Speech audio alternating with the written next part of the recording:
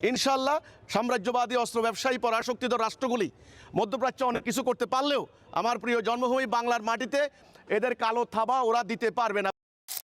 আপনারা লাইক করছেন, শেয়ার করছেন, এগুলো কিন্তু কোনো সমাধান নয়। আপনারা যদি আমাকে সত্যিকার সমর্থন করেন, ভালোবাসেন, সাপোর্ট করেন, আমার বক্তব্য যৌক্তিক, তাহলে আমি মনে করি তাড়াতাড়ি ঐক্যবদ্ধ হওয়া দরকার।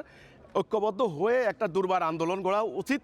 পুরো জাতির সামনে এই বার্তা দেওয়া উচিত যে আমরা আল্লাহর বিধান ছাড়া কারো বিধান চাই না। এটাই এখন আমাদের মুক্তির একমাত্র গ্যারান্টি।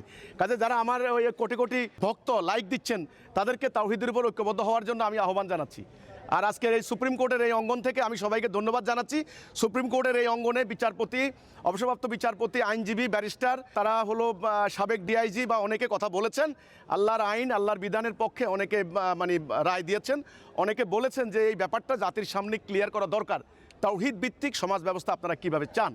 তো আমাদের এই প্রস্তাবিত উত্থাপিত বিষয়ের ওনারা বিভিন্ন পরামর্শ দিয়েছেন, ওনারা বই পড়বেন বলেছেন।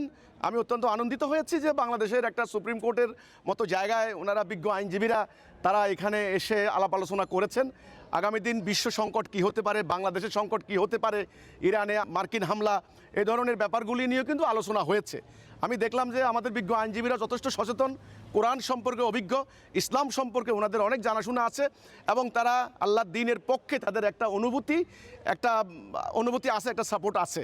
আমি বিশ্বাস করি যদি ওনারা সবাই মিলে একটা মুক্ত আলোচনা, একটা ডায়ালগে অংশগ্রহণ করতে পারেন, তবে আগামী দিন ধর্মের নামে চলা যে অধর্ম, উগ্রবাদ, সাম্প্রদায়িকতা, অপরাজনীতি, মানুষের ধর্মীয় সেন্টিমেন্টকে ভুল খাতে প্রবাহিত করে দিয়ে অপরাজনীতি করার যে প্রবণতা, এটা করতে পারবে না। এবং বিচারালয়ে যে ন্যায় বিচারের যে একটা অঙ্গীকার, সেটা কিন্তু সমুন্নত করা যাবে।